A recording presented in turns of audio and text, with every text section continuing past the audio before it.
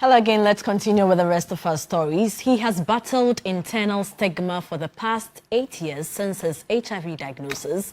David, not his real name, is one of the many people living with HIV who continuously faces stigma and discrimination from society, despite years of advocacy as far as the Ghana AIDS Commission is concerned.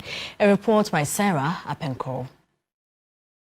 The 2020 People Living with HIV Stigma Index report by the Ghana Network of Persons Living with HIV and AIDS, NAPLAS Ghana, showed that persons infected with HIV continue to suffer various forms of HIV-related stigma and discrimination on a daily basis at homes, schools, churches, workplaces and within communities.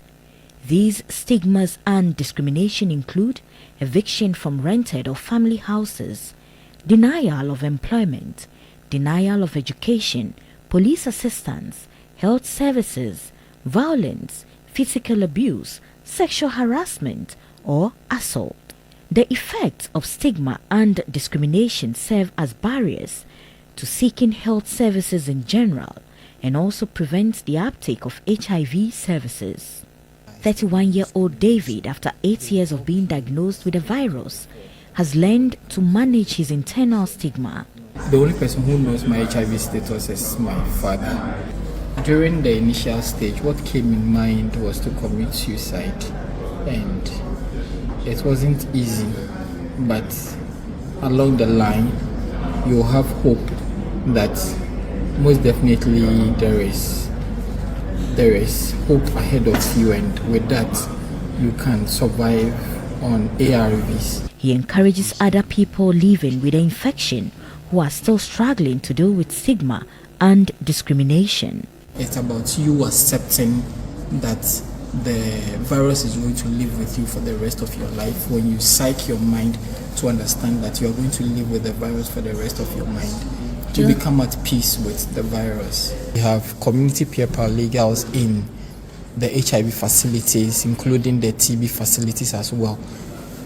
Speak to them, tell them how you are being affected by stigma and discrimination. They'll help you seek for redress. According to the Ghana AIDS Commission, Ghanaians need to understand that zero discrimination is acknowledging that HIV infection does not make a person less of a human being.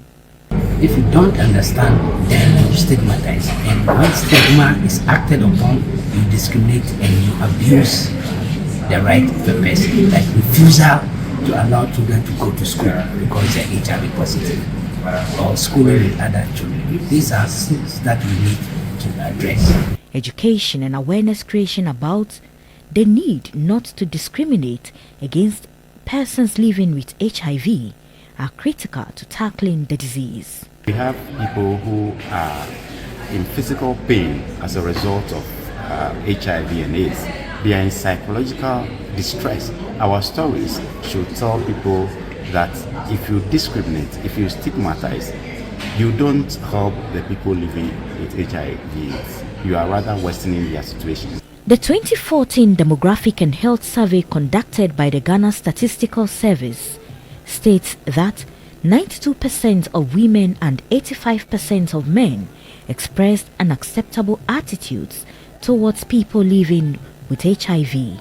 The Ghana AIDS Commission Act 938 empowers persons infected, affected, and at higher risk of HIV to assert their constitutionally guaranteed rights to enjoy the fundamental human rights and freedoms enshrined in the Constitution.